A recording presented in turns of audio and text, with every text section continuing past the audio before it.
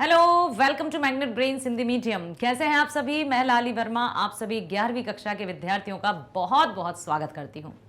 प्रिय विद्यार्थियों, हमने अपनी पाठ्य पुस्तक दिगंत भाग 1 का काव्यखंड शुरू कर दिया है और काव्यखंड का पहला पाठ विद्यापति जी के पद हम पूरी तरह से पढ़ चुके हैं, वो भी 4-4 वीडियोस में।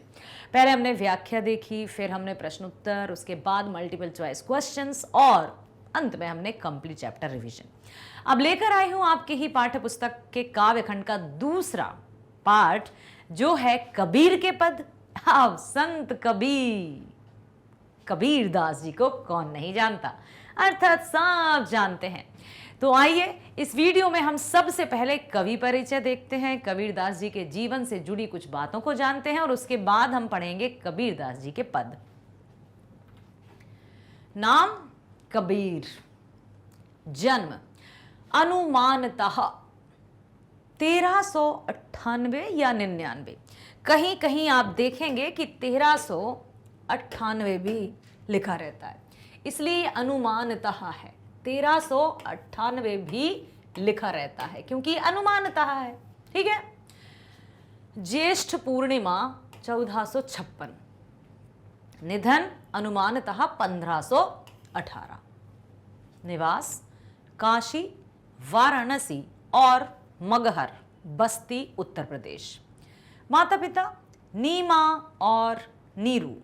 वृत्ति बुनकरी, बुनकरी जानते हैं, जुलाहा, कपड़े बुनने का काम करते हैं। दीक्षा गुरु स्वामी रामानंद रामावत संप्रदाय के प्रवर्तक, प्रसिद्ध वैष्णव संत और आचार्य। रचनाएं बीजक और कबीर ग्रंथावली। याद रखिएगा, ये दोनों रचनाएं कबीर दास जी की हैं और इन्हीं से दोहे, कबीर के पद, कबीर ग्रंथावली से ही लिए जाते हैं। मुख्य रूप से कबीर दास जी की रचनाएं बीजक और कबीर ग्रंथावली में, बीजक और कबीर ग्रंथावली से ही कवि के दोहे और कबीर दास जी के पद लिए जाते हैं। चलिए, अब आएगा मजा। कहने का तात्पर्य आनंद की अनुभूति होगी, क्योंकि कबीर दास जी ने कोई विधिवत शिक्षा नहीं पाई थी। मैं अतिरिक्त और आपको जानकारी देना चाहती हूं कि कबीर दास जी को संत कबीर क्यों कहा जाता है, उनके नाम के पहले संत क्यों जोड़ा जाता है। क्योंकि वे साधु संतों के साथ बैठकर ज्ञान की बातें सुना करते थे। स्कूल जाकर या विद्यालय जाकर उन्होंने विधिवत शिक्षा प्राप्त नहीं की थी। ठीक है। साथ ही साथ उन्होंने परमात्मा को किसी भी रूप में नहीं माना था। निर्गुण भक्ति धारा के कवि कहे जाते हैं, जो परमात्मा को सिर्फ एक रूप में मानता है, जो है ईश्वर, अलौकिक शक्ति। ना तो वो राम के रूप में पूजते, ना कृष्ण के रूप में, ना अल्लाह के रूप में, ना यीशु के रूप में, किसी भी रूप में। तो निर्गुण भक्ति धारा के कवियों में सबसे श्रेष्ठ, सबसे अग्रणीय कबीरदास जी माने जाते हैं।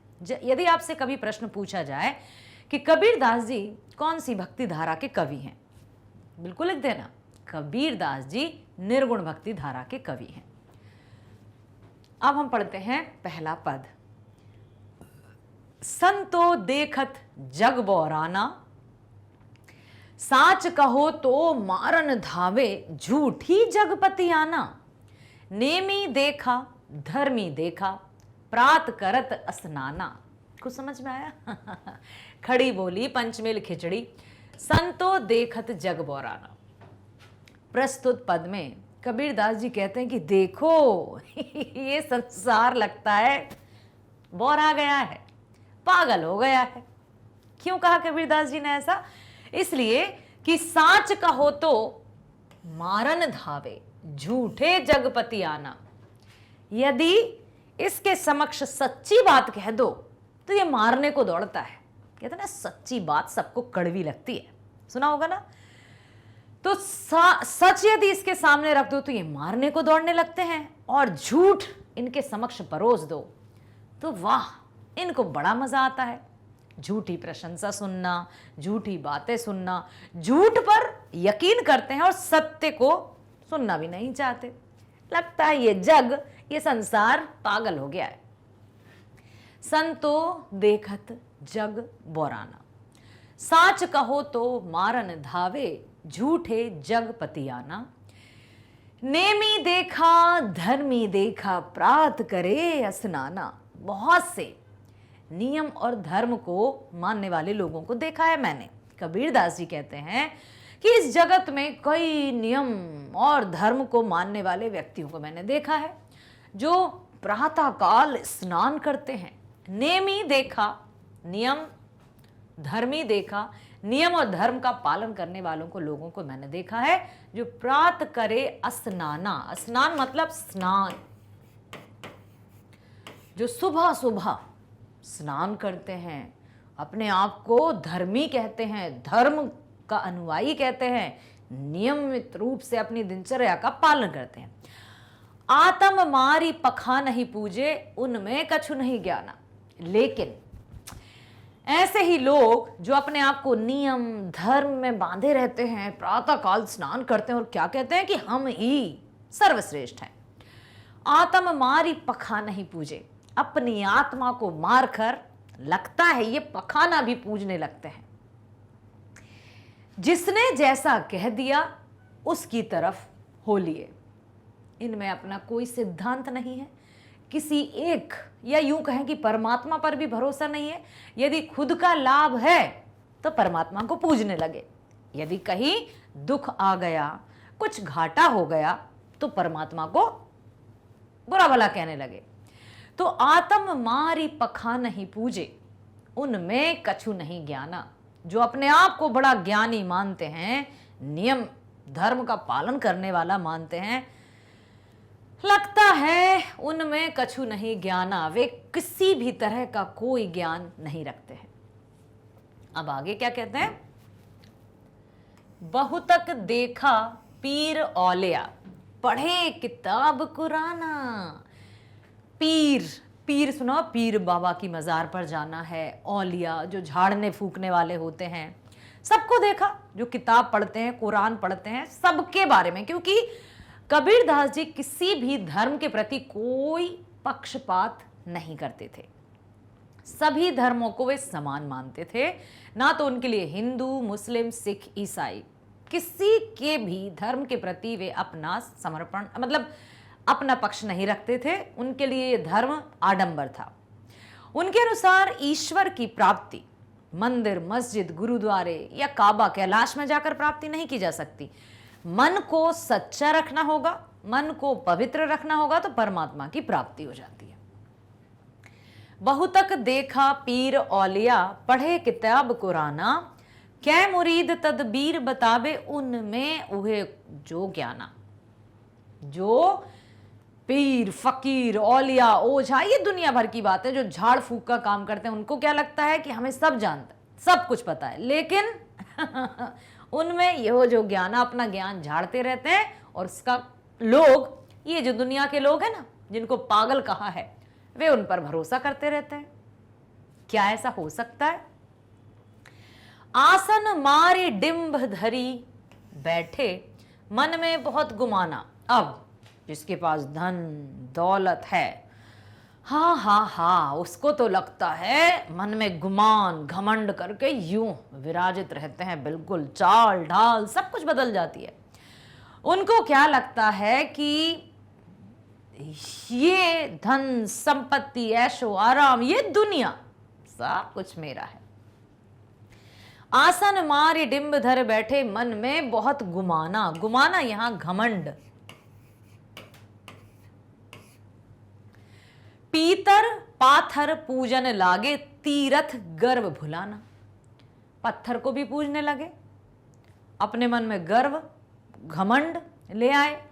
टोपी पहरे, माला पहरे, छाप तिलक अनुमाना। अब यहां पर धर्म के प्रति उन्होंने पहचान बताई है कि कोई टोपी पहनता है, कोई माला पहनता है, कोई तिलक लगाता है। सब अपने अपने धर्म के आधार पर कि मैं टोपी पहनूंगा तो मेरा ये धर्म है, मैं तिलक लगाऊंगा तो मेरा ये धर्म है, मैं माला धारण करूंगा तो मेरा ये धर्म है। मतलब अपने धर्म को दिखाना चाहते हैं कि मेरा ये धर्म है।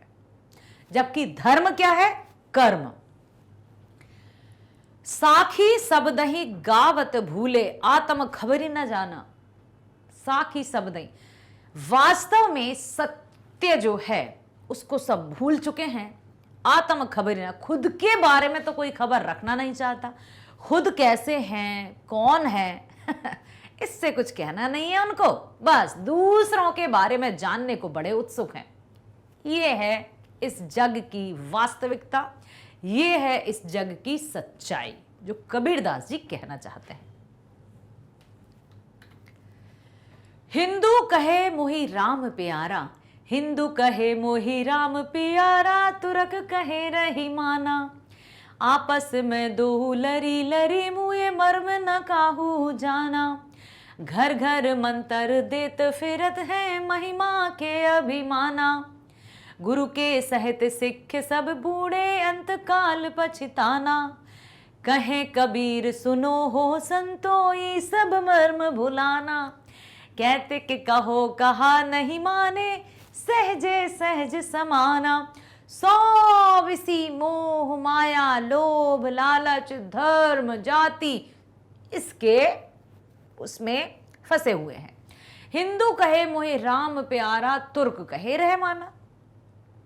अब यहां हिंदू, मुस्लिम, सिख, ईसाई, इन सभी चारों धर्मों को उन्होंने शामिल किया है। आपस में दो लरी लरी, मुए मर्म न काहू जाना। और धर्म के नाम पर आपस में लड़ रहे हैं, मर रहे हैं, लेकिन जो मर्म उन्हें जानना चाहिए कि इंसानियत, मानवता सबसे बड़ा धर्म है, उसकी तरफ कोई देख नहीं रहा है। मनुष्य ने अपनी एक अलग ही दुनिया बना रखी है अपने अनुसार, और वो कहता है ऊपर वाला करवा रहा है, हम ऊपर वाले के बंदे, भगवान ने ऐसा कहा है, उसने ऐसा कहा है, उसने ऐसा कहा, इसलिए हम ऐसा कर रहे हैं। जबकि भगवान के लिए या ऊपर वाले के लिए हम बिल्कुल भी अलग अलग नहीं हैं। इंसान है, काटो तो लाल खून ही निकलता है, कोई जन्म से अलग अलग नहीं है। यहां पर आकर कई जातियों में बंट गया मनुष्य, इतना बंट गया कि वो बंटने में अपने आप को ऊंचा दिखाने के लिए धर्म के नाम पर लड़ रहा है, मर रहा है, खून खराबा कर रहा है, और उसको लगता है ये तो मेरे धर्म में है। धर्म के नाम पर, ईश्वर के नाम पर, ऊपर वाले के नाम पर तरह तरह के कर्म का, कर्म नहीं कहेंगे इसको, दुष्कर्म कर रहा है। ऐसे कैसे ऊपर वाला खुश होगा? कितना दुखी होता होगा वो। एक और बात बता दूं, जैसे घर में मान लीजिए 2 बच्चे हैं या 3 बच्चे हैं, यदि आपस में तीनों भाई बहन लड़ेंगे तो पापा मम्मी पर क्या गुजरती है आप बताओ? क्या माँ बाप को अच्छा लगता है कि उनकी संतानें आपस में लड़ रही हैं? कितना दुख होता है। बस वही स्थिति उस ऊपर वाले की होती है जब धर्म के नाम पर यहाँ इंसान इंसान के खून का प्यासा हो जाता है। ऊपर वाला भी सोचता होगा कि ये क्या चल रहा है, क्या सोच कर सृष्टि, इतनी सुंदर सृष्टि का निर्माण किया, और जिसको सर्वश्रेष्ठ बनाया, जिसको बुद्धि में श्रेष्ठ बनाया, वो ही मति भ्रष्ट हो गई है उसकी। ये क्या चल रहा है? हिंदू कहे मोहि राम प्यारा, तुर्क कहे रहमाना। कोई कहता है मुझे राम प्यारा है, कोई कहता है मुझे रहमान प्यारा है। आपस में दो लरी मरी मुए, मर्म न काहू जाना। किसी को सच्चाई पता ही नहीं है, या पता होते हुए भी सब भूले बैठे हैं। घर घर मंत्र देत फिरत हैं, महिमा के अभिमाना। चारों धर्म की बात इसमें शामिल करते हुए कबीरदास जी कहते हैं, ये कहता है ये धर्म बड़ा है, वो कहता है ये धर्म बड़ा है, तीसरा कहता है नहीं ये धर्म बड़ा है, चौथा कहता है ये धर्म बड़ा है, और सबको घर घर मंत्र देते फिरते हैं, महिमा के अभिमाना। घमंड में इतने लीन है, बुद्धि में ऐसे भ्रष्ट हो गए कि उनको लगता है कि हमारा धर्म श्रेष्ठ है, जबकि धर्म तो कर्म करना होता है। जब हम कर्म को पूरे समर्पण भाव के साथ करते हैं, वही धर्म कहलाता है। गुरु के सहित सिख सब बूढ़े, अंत काल पछताना। कबीरदास जी कहते हैं कि और जब बचपन आया, जवानी आई, बुढ़ापा आया और अब मरणासन अवस्था आ गई, ओ अब देखा कि अब तो समय नहीं है, फिर पछताने लगे। अरे ये क्या किया हमने, काश कि हमने ये नहीं किया होता, फिर पछताने लगते हैं। कहे कबीर सुनो हो संतो, ई सब धर्म भुलाना, ये धर्म के मतलब जाल में नहीं फंसना है। इंसानियत, मानवता ही सबसे बड़ा धर्म है। कहते कि कहो कहा नहीं माने, सहजे सहज समाना। यदि व्यक्ति की जो चेतना है, बुद्धि है, जागृत हो जाए कि हम सब एक हैं, ठीक है, धर्म को पूजो, अपने अपने आस्था के अनुसार पूजा करो, लेकिन आपस में लड़ो मरो तो मत। इंसान है, परमात्मा कितना दुखी होता होगा जब हम सबको आपस में लड़ते हुए देखता होगा। तो हमें मिलजुल कर रहना है। दूसरा है, हो बलिया कब देखोगी तो ही, असन से आतुर दर्शन कारिणी, ऐसी व्यापे मोही। नैन हमारे तुमको चाहे, रति न माने हारी, बिरह अग्नि तन अधिक जरावे, ऐसी लेहु बिचारी। सुनहु हमारी दादी गुसाई, अब जिन करहु बधीर, तुम धीरज में आतुर स्वामी, कांचे भांडे नीर। बहुत दिनन के बिछुरे माधव, मन नहीं बांधे धीर, देह छता तुम मिलहु कृपा करी, आर तिम्बत कबीर। यहां कुछ समझ में आया? दूसरे पद में कबीर दास जी ने विरह वेदना, प्रेमी प्रेमिका, नायक नायिका, राधा कृष्ण, जहां कभी भी प्रेम की बात होती है वहां राधा कृष्ण ना हो, ये कैसे संभव है? अर्थात जब भी प्रेम की चर्चा होती है, राधा कृष्ण के प्रेम को युगों युगों से सर्वोपरि माना जा रहा है और माना जाता रहेगा। इसमें यही है। अब देखते हैं हम पंक्तिबद्ध तरीके से अर्थ। पहला है, संतो देखत जग बौराना, साच कहो तो मारन धावे, झूठे जग बतियाना। नेमी देखा धर्मी देखा, प्रात करे स्नाना, आत्म मारी पखा नहीं पूजे, उनमें कछु नहीं ज्ञाना। अब देखिए, समझ गए ना क्या कहा है? प्रस्तुत पंक्तियों में कबीर दास जी ने धार्मिक क्षेत्र में उल्टी रीति और संसार के लोगों के बावलेपन का उल्लेख किया है। बावलापन जानते हो, सनक गए लगता है, पागल हो गए हैं, बावले हो गए हैं। मीरा के एक पद में ना, लोग कहे मीरा हो गई बवरी, को ही कहे कुल नाशी रे, पग घुंघरू बांध मीरा नाची रे। उसी तरह से जो बावलापन है, जो बौरा जाना है, जो पागल हो जाना है, कबीर दास जी ने यही कहा है कि लगता है ये संसार बौरा गया है। वे संतों अर्थात सज्जन तथा ज्ञान संपन्न लोगों को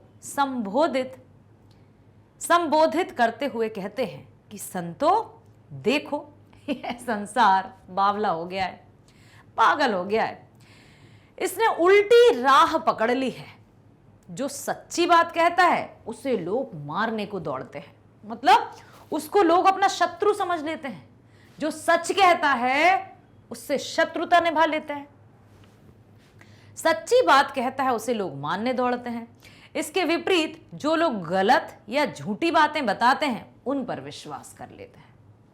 क्या होगा इस दुनिया का, कैसे हैं लोग? और एक बात बता दूं कि देखिए बेटा, 1398 से 1518 के बीच में कबीरदास जी का जीवन काल है। अब क्या चल रहा है? 21वीं शताब्दी चल रही है। तो आप देखो जरा कब की बात है, 15, 16, 17, 18, 19, 20, 21, 600-700 वर्ष पहले की बात। लेकिन आप देखो, इतने सैकड़ों वर्ष के बाद भी कबीरदास जी के जो पद हैं या जो भी उनके दोहे हैं, वो बिल्कुल आज के परिप्रेक्ष्य में भी सच्चे प्रासंगिक हैं कि सच में ऐसे ही तो हैं लोग। सच को कोई सुनना नहीं चाहता और झूठ में बड़े प्रसन्न हो जाते हैं, ये कहना चाहते हैं। मैंने धार्मिक नियमों और विधि विधानों का पालन करने वाले अनेक लोगों को देखा है। वे प्रातः उठकर स्नान करते हैं तथा मंदिरों में जाकर पत्थर की मूर्ति को पूजते हैं। कबीरदास जी ने मूर्ति पूजा का भी खंडन किया है। एक दोहा है, पत्थर पूजे हरि मिले तो मैं पूजूं पहाड़। कबीरदास जी कहते हैं कि यदि पत्थर को पूजने से ही प्रभु की प्राप्ति होती है तो भाई मैं तो पहाड़ पूज लूं, फिर तो मुझे और कृपा करेंगे प्रभु। पत्थर पूजे हरि मिले तो मैं पूजूं पहाड़, जासे तो चक्की भली पीस खाए संसार। यदि पूजा ही करना है, सिर झुकाना है तो पत्थर के सामने मत झुकाओ।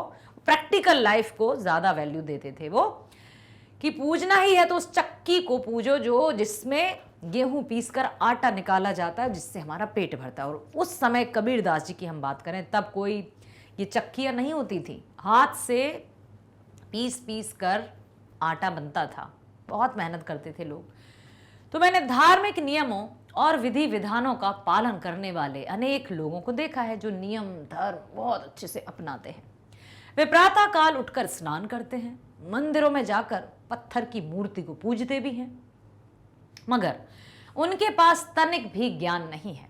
आत्मज्ञान नामक कुछ नहीं है।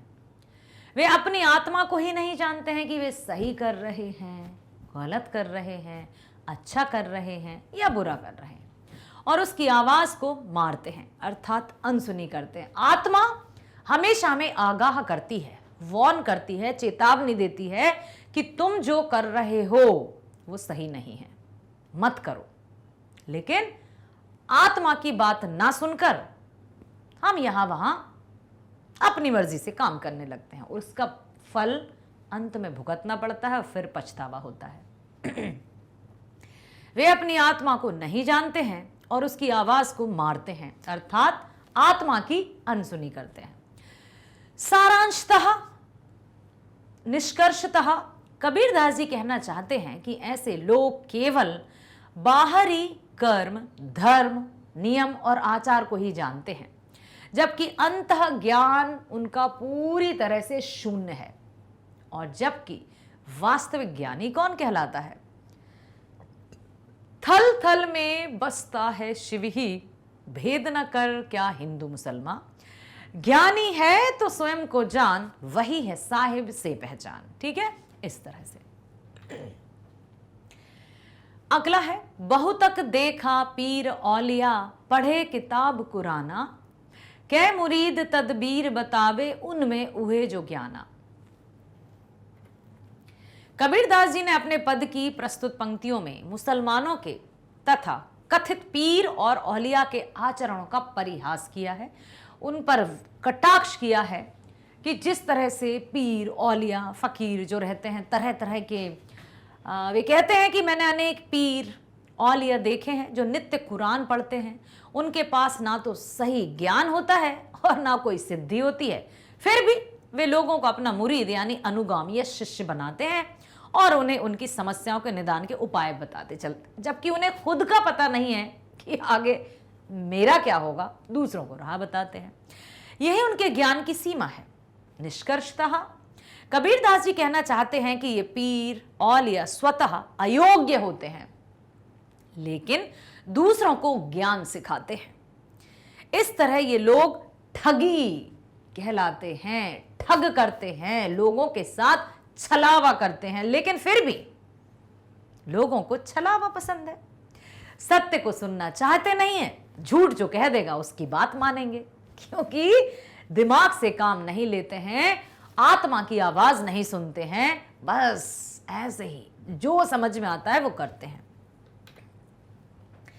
आसन मारी डिंभ धर बैठे, मन में बहुत गुमाना। यहां गुमान मतलब घमंड, अभिमान।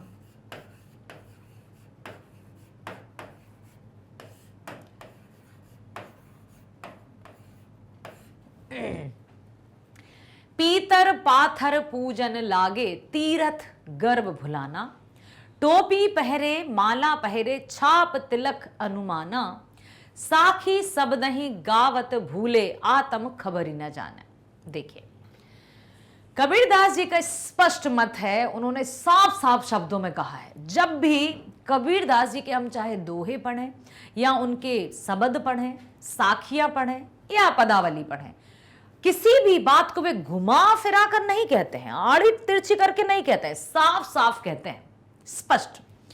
तो कबीरदास जी का स्पष्ट मत है कि जिस तरह मुसलमानों के पीर औलिया ठग है ना, ठगी हैं, छलियां हैं, उसी तरह से हिंदुओं के पंडित भी ज्ञान के शूल हैं।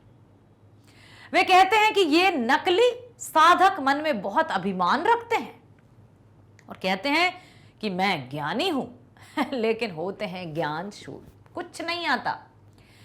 ये पीपल पूजा के रूप में वृक्ष पूजते हैं, मूर्ति पूजा के रूप में पत्थर पूजते हैं, तीर्थ कर जाते हैं और गर्व से भरकर अपनी वास्तविकता भूल जाते हैं और लोग उनके पीछे आंख बंद करके चले जाते हैं। अरे भाई, अपने ज्ञान के चक्षु खोलो, नैनों को खोलो और फिर देखो कि तुम कहां जा रहे हो, क्यों किसी का अंधानुकरण कर रहे हो। हां, अपनी बुद्धि का इस्तेमाल करना है। ये अपनी अलग पहचान बताने के लिए माला, टोपी, तिलक, पहचान चिन्ह आदि धारण करते हैं कि दूर से ही लोग उनकी जय जयकार करें, और कीर्तन भजन के रूप में साखी, पद आदि गाते गाते भावावेश में बेसुध हो जाते हैं। इन आडंबरों से लोग इन्हें महाज्ञानी और भक्त समझते हैं। ये दिखावा कर रहे हैं कि लोग इनकी तरफ देखें, उनकी बातों में आए, और लोग वही करते हैं। लेकिन विडंबना यह है कि इन्हें अपनी आत्मा की कोई खबर नहीं। कबीर के अनुसार वस्तुतः वे ज्ञान शून्य और ढोंगी महात्मा हैं। ऐसे लोगों की बातों में कभी नहीं पड़ना है, अपनी आत्मा का आवाज सुनना है, अपने ज्ञान के चक्षु खोलना है, अपनी बुद्धिमत्ता का प्रयोग करना है, तब जाकर कोई कदम उठाना है। ऐसे ढोंगी, ऐसे कई तरह के पीर, औलिया, साधु, गुरु, ये कई तरह के बनावटी आडंबर करते फिरते रहते हैं और जनता इनके वश में हो जाती है। हिंदू कहे मुहे राम प्यारा, तुर्क कहे रहमाना, आपस में दो लरी लरी मुए, मर्म न काहू जाना। कोई हिंदू के नाम पर, कोई मुस्लिम के नाम पर, कोई सिख, कोई ईसाई के नाम पर आपस में लड़ते मरते रहते हैं। कबीर कहते हैं कि हिंदू कहते हैं कि हमें तो राम प्यारा है, मुसलमान कहते हैं कि नहीं, हमें तो रहमान प्यारा है। इन दोनों को अलग अलग अपना ईश्वर मानते हैं और आपस में लड़ते रहते हैं, मार काट करते हैं। मगर कबीर के अनुसार दोनों गलत हैं। राम और रहमान दोनों एक सत्ता के दो नाम हैं। ईश्वर एक है, वहां कोई राम रहीम नहीं है। परमात्मा केवल एक अलौकिक शक्ति है। यदि हम किसी भी नाम में, मूर्ति में यदि विश्वास रखते हैं, पूजा करते हैं, तो वो सच्ची श्रद्धा से होनी चाहिए। अपने मन में अहंकार नहीं आना चाहिए, आपस में द्वेष, लड़ने मरने की भावना नहीं पैदा होनी चाहिए, ठीक है। मगर कबीर के अनुसार दोनों गलत हैं। राम और रहमान दोनों एक सत्ता के दो नाम हैं। इस तात्विक एकता को भूलकर, नाम भेद के कारण दोनों को भिन्न भिन्न मानकर आपस में लड़ना मूर्खता है। अतः दोनों ही मूर्ख हैं जो राम रहीम की एकता से अनभिज्ञ हैं, अनजान हैं। अब देखो, घर घर मंत्र देत फिरत है, महिमा के अभिमाना। गुरु के सहित सिख सब बूढ़े, अंत काल पछिताना। कहे कबीर सुनो हो संतो, ई सब मर्म भुलाना। कहतिक कहो कहा नहीं माने, सहजे सहज समाना। इस साधारण सी बात को, इस आसान सी बात को समझते क्यों नहीं हो? क्यों आडंबरों के चक्कर में पड़े हो? क्यों इंसान होकर इंसान के बारे में, या इंसान होकर इंसान से जल रहे हो, कटुता रखे हो, द्वेष कर रहे हो, मरने काटने पर आतुर हो रहे हो, क्यों? कबीरदास जी ने इस पंक्तियों में कहा है कि कुछ लोग गुरु बन जाते हैं मगर मूलतः वे अज्ञानी होते हैं। गुरु बनकर वे अपने को महिमावान समझने लगते हैं। महिमा के इस अभिमान से युक्त होकर वे घर घर घूम घूम कर लोगों को गुरु मंत्र देते फिरते हैं, शिष्य बनाते फिरते हैं। कबीर के मत अनुसार ऐसे सारे शिष्य गुरु बूढ़े हो जाते हैं, अर्थात पतन को प्राप्त हो जाते हैं और अंत समय में पछताते हैं। इसीलिए कबीर संतों को संबोधित करने के बहाने लोगों को समझाते हैं कि ये सभी लोग भ्रमित हैं, गलत रास्ते अपनाए हुए हैं। मैंने कितनी बार लोगों को कहा है कि आत्मज्ञान ही सही ज्ञान है। आपने कभी अनुभव किया है बेटा कि जब भी हम कोई कार्य करते हैं, एक मन होता है अच्छा आगे बढ़ें, दूसरा कहता है नहीं नहीं नहीं रुक जाते हैं। फिर एक मन होता है कि चलो अच्छा अभी परीक्षा आने वाली, पढ़ लें क्या? दूसरा मन कहता अरे पढ़ लेंगे यार, अभी टाइम है। कभी आपने रियलाइज किया ये? किया होगा। तो एक होती है हमारी आत्मा की आवाज और एक हमारी ये जो बाहरी है ना सांसारिक दृष्टिकोण, वो आवाज, वो हमेशा लापरवाही की तरफ हमें खींचती रहती है और आत्मा हमेशा हमें सही राह की ओर ले जाती है। तो कबीरदास जी यही कहते हैं कि मैंने कितनी बार लोगों को कहा है कि आत्मज्ञान ही सही ज्ञान है, लेकिन ये लोग नहीं मानते हैं।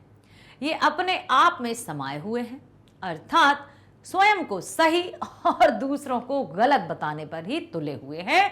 कितने मूर्ख हैं। उनको लगता है कि मैं सही हूं, सामने वाला मूर्ख, और यही हर एक व्यक्ति की प्रवृत्ति है। मैं सही, तुम गलत। स्वयं को सही बताना, दूसरों को गलत ठहराना, ये प्रवृत्ति बना ली है। यदि आप समाज का अर्थ यह करें कि कबीर ने लोगों को कहा है कि अपने आप में प्रवेश करना ही सही ज्ञान है, तब यहां आप ही आप समान का अर्थ होगा आत्मज्ञान प्राप्त करना, जो कबीर का प्रतिपाद्य है कि हमें अपने बारे में, वो भी आपने सुना होगा ना, बुरा जो देखन मैं चला, कबीरदास जी का ही है, बुरा जो देखन मैं चला, बुरा न मिलया कोई, जो मन देखा आपना, मुझसे बुरा ना कोई। सच्ची आत्मा से एक बार अपने आप को निहारो तो, एक बार अपने आप का आत्म परीक्षण तो करो कि जो आप कर रहे हो क्या वो सही है। आपकी एक आत्मा कहेगी नहीं नहीं तुम जो कर रहे हो उसमें आपको ये करना है, लेकिन दूसरे ही पल हम उस आत्मा की बात को हटा देते हैं, अरे रहने दो, तुम चुप रहो, मैं जो कर रहा हूं बिल्कुल सही है। लेकिन सत्य तो यही है कि हमारे अंदर अनेकों कमियां हैं, अनेकों बुराइयां हैं। यदि हम अपने मन की कमियों को, अपने मन की बुराइयों को कम कर लेंगे, हर एक व्यक्ति यदि अपनी कमियों को देखने लगेगा तो हमेशा सारी दुनिया कितनी सुंदर हो जाएगी। फिर तो कहीं बैर, द्वेष, बदले की भावना ही नहीं रहेगी। अब देखो, अब हम चलते हैं दूसरा जो पद है, हो बलिया कब देखोगी तो ही, अह निस आतुर दर्शन कारणी, ऐसी व्यापे मोही, नैन हमारे तुमको चाहे, रति न माने हारी। देखिए ध्यान से सुनिएगा, प्रस्तुत पंक्तियों में कबीरदास जी ने ईश्वर के दर्शन पाने की अकुलाहट भरी इच्छा व्यक्त की है कि बस अब तो मुझे ईश्वर को पाना है। वे कहते हैं कि प्रभु मैं तुम्हें कब देखूंगा, अब तो मुझे तुम्हारे दर्शन होने चाहिए, मैं तुम्हारे दर्शन के लिए आतुर हूं, अभिलाषी हूं। अकुलाहट, आतुर, ठीक है, अभिलाषी, अभिलाषी मतलब इच्छुक, आतुर यहां पर सही रहेगा। आतुर मतलब तीव्र उत्कंठा, तीव्र इच्छा, ठीक है। तो यहां पर कबीरदास जी ने यही कहा है इन पंक्तियों में कि मैं प्रभु के दर्शन चाहता हूं, मैं प्रभु की कृपा चाहता हूं कि कब कब मुझे प्रभु के दर्शन होंगे, अर्थात तुम्हें देखने की मेरी इच्छा कब पूरी होगी, तुम कब दर्शन दोगे। मैं अहनिस आतुर दर्शनकारी, अहनिस दिन रात, अहरनिस, ठीक है। तो अहनिस लिखा है यहां पर, अहनिस का अर्थ होता है दिन रात। अहनिस आतुर दर्शनकारिणी ऐसे व्यापे मोही, अर्थात मैं दिन रात तुम्हारे दर्शन के लिए आतुर रहता हूं। यह इच्छा मुझे इस तरह व्याप्त किए हुए है कि एक पल के लिए भी इस इच्छा से मुक्त नहीं हो पाता हूं। नैन हमारे तुमको चाहे रति न माने हारी, मेरे जो नयन हैं वो तुम्हारे दर्शन ही करना चाहते हैं, बिल्कुल भी नहीं मान रहे हैं, आतुर हैं, तीव्र उत्कंठा है, तीव्र इच्छा है प्रभु तुम्हारे दर्शन करने की। मेरे नेत्र तुम्हें चाहते हैं और दिन रात प्रतीक्षा में ताकते रहते हैं कि कब कब तुम्हारे दर्शन होंगे। नेत्रों की चाह इतनी प्रबल है कि ना तो वे थकते हैं और ना ही हार मानते हैं। ऐसा नहीं कि अरे यार अब थक गए, कहते ना थक गई, आंखें पथरा गई, लेकिन नैन कभी भी तुम्हारे राह देखते देखते थकते ही नहीं और ना ही हार मानते हैं। अर्थात ये नेत्र जिद्दी हैं और तुम्हारे दर्शन किए बिना हार मानकर बैठने वाले नहीं हैं। अभिप्राय यही है कि जब ये नेत्र इतने जिद्दी हैं और मन दिन रात आतुर होते हैं तो तुम द्रवित होकर दर्शन दो और इनकी जिद पूरी कर दो, क्योंकि ये अपनी जिद छोड़ने वाले तो है नहीं। तो हे प्रभु दर्शन दो ताकि इन नैनों की जो जिद है वो पूरी हो सके। बिरह अग्नि तन अधिक जरावे, ऐसी लेहु बिचारी, सुनहु हमारी दाद गुसाई, अब जिन करहूं बधीर। देखिए पुनः उन्होंने यही कहा है कि कबीरदास जी ने अपनी दशा का वर्णन करते हुए कहा है कि हे स्वामी, हे परमात्मा, हे अलौकिक, हे दीन बंधु, तुम्हारे वियोग की अग्नि में शरीर जल रहा है, विरह अग्नि में जल रहा है शरीर और नैनों में तीव्र उत्कंठा है, जो कि हमने देख ही लिया कि जिद कर बैठे हैं।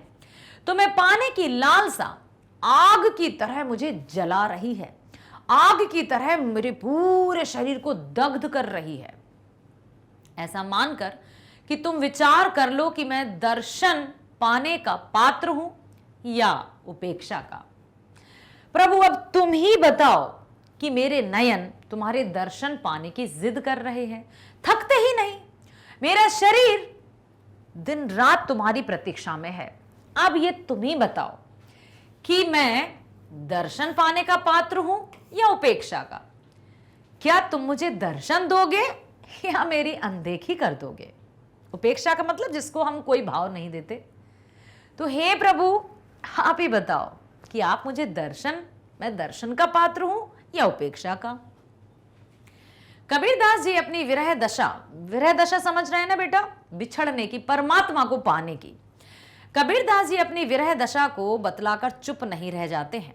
वे एकवादी अर्थात फरियादी करने वाले व्यक्ति के रूप में अपना वाद या पक्ष या पीड़ा निवेदित करते हैं और प्रार्थना करते हैं कि तुम मेरी पुकार सुनो, बहरे की तरह अनसुनी मत करो। तुम्हें मेरी पुकार सुननी ही होगी, तुम्हें दर्शन देना ही होगा, क्योंकि मेरे नैन जिद पर अड़े, मैं जिद पर अड़ा हूं, मैं तुम्हारे दर्शन पाकर ही रहूंगा। तो अब तुम मेरी अनसुनी मत करो। अगला है, पंक्तियों की कथन भंगिमा की गहराई में जाने पर स्पष्ट ज्ञात होता है कि कबीर याचक की तरह दयनीय मुद्रा में विरह निवेदन नहीं कर रहे हैं। उनके स्वर में विश्वास का बल है और प्रेम की वह शक्ति है जो प्रेमी पर अधिकार बोध व्यक्त करती है। देखो, किसी से कुछ मांगना, दया की पुकार करना एक अलग होता है कि बेचारा दया में भिक्षा की तरह मांग रहा है, लेकिन कबीरदास जी यहां परमात्मा पर अपना हक समझते हैं, प्रेम का, भक्ति का अधिकार समझते हैं, इसलिए कह रहे हैं कि तुम बहरे की तरह अनसुनी मत करो, तुम्हें आना ही होगा। तुम्हें दर्शन देना ही होगा। तो याचक की तरह नहीं है, एक याचक की तरह दयनीय मुद्रा में नहीं है वे कि प्रभु मुझे दर्शन दे दो। अधिकार समझते हैं वो अपना, प्रेम का विश्वास है उनके साथ, भक्ति की आस्था है उनके साथ, तब वे जाकर प्रभु से कहते हैं, जिद करते हैं और कहते हैं कि तुम्हें दर्शन देना ही होगा। एक भजन है ना, अगले बरस आना ही होगा, जलवा दिखाना ही होगा, लौट कर फिर से आना है, ऐसा एक भजन ना। तो यहां पर वे कहते हैं कि याचक की तरह दयनीय मुद्रा में विरह निवेदन नहीं कर रहे, बल्कि उनके स्वर में विश्वास का बल है, प्रेम की शक्ति है, भक्ति श्रद्धा आस्था है, ठीक है, जो उन्हें अपने अधिकार का बोध कराती है। तुम धीरज में आतुर स्वामी, कांचे भांडे नीर, बहुत दिनन के बिछरे माधो, मन नहीं बांधे धीर, देह छता तुम मिलहु कृपा करी, आर तिम्वत कबीर। तुम्हारे मन में होगा धैर्य, मैं तो अधीर हूं। प्रभु तुम धैर्यवान हो, लेकिन मुझ में धैर्य नहीं है। कांचे भांडे नीर, बहुत दिनन के बिछरे माधो, कई दिन हो गए हैं माधव, हे प्रभु तुम्हारे दर्शन किए हुए कई दिन बीत गए, मन नहीं बांधे धीर, अब मन को धैर्य नहीं होता, अब मन धीरज नहीं बांधता। देह छता तुम्हें मिलहु कृपा करी, आर तिम्बत कबीर। अब कबीर दास जी यही कहते हैं कि अब तुम्हें मुझ पर कृपा करनी होगी। अपने आध्यात्मिक विरह संबंधी पद की प्रस्तुति पंक्तियों में कबीर अपनी तुलना आतुरता और ईश्वर की तुलना धैर्य से करते हैं। आतुरता मतलब इम्पेशंस, जिसको कहते हैं ना, have patience but no patience in Kabir heart, ठीक है। तो कहने का तात्पर्य यही है कि कबीर अधीर हैं, जिसमें धैर्य नहीं होता, धैर्य का उल्टा होता है अधीर, ठीक है, धैर्य अधीर। तो यहां पर कबीर ने अपनी तुलना कैसे की है? आतुरता से, जिसमें धैर्य नहीं हो, और ईश्वर की तुलना धैर्य से की है कि आप धैर्यवान हैं लेकिन मैं तो आतुर हूं, मैं तो अधीर हूं। कि हे स्वामी तुम धैर्य हो लेकिन मैं आतुर हूं, मेरी स्थिति कच्चे घड़े की तरह है।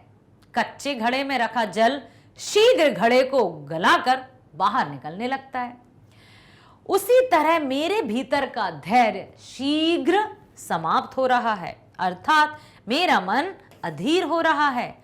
आपसे बहुत दिनों से बिछड़ा हूं ना, इसलिए तुम्हें आना ही होगा। मन भी अधीर हो रहा है तथा शरीर क्षीण हो रहा है। प्रतीक्षा करते करते अब शरीर भी क्षीण हो रहा है। अपने भक्त कबीर पर कृपा कर अपने दर्शन दीजिए, आपके दर्शन से ही मेरा जीवन सफल हो सकता है। कबीर दास जी का मन ईश्वर से मिलने के लिए व्याकुल है, उनकी अंतरात्मा ईश्वर के लिए आतुर है। वास्तव में ईश्वर के दर्शन से ही कबीर का जीवन सफल हो सकता है, ऐसी प्रार्थना कबीर दास जी ने इस पद में की है। तो प्यारे बच्चों, आशा करती हूं सुन लिया, समझ लिया। पहला, संतो देखत जग बौराना, कि किस तरह से जग झूठ को सच मानता है और सच के लिए मानने को दौड़ता है। दूसरे में कबीर दास जी ने स्वयं को भक्त, और भक्त भी ऐसा जिद्दी, अधिकारी, विश्वासी, जो ईश्वर को पाना चाहता है। आशा करती हूं बहुत ध्यान से सुना और समझ लिया है। तो इसी तरह जब आप ध्यान से सुनेंगे तो समझ में आएगा। बस तो फिर बने रहिए हमारे साथ, मिलेंगे अगली वीडियो में। स्वस्थ रहना, खुश रहना, bye bye, thank you so much.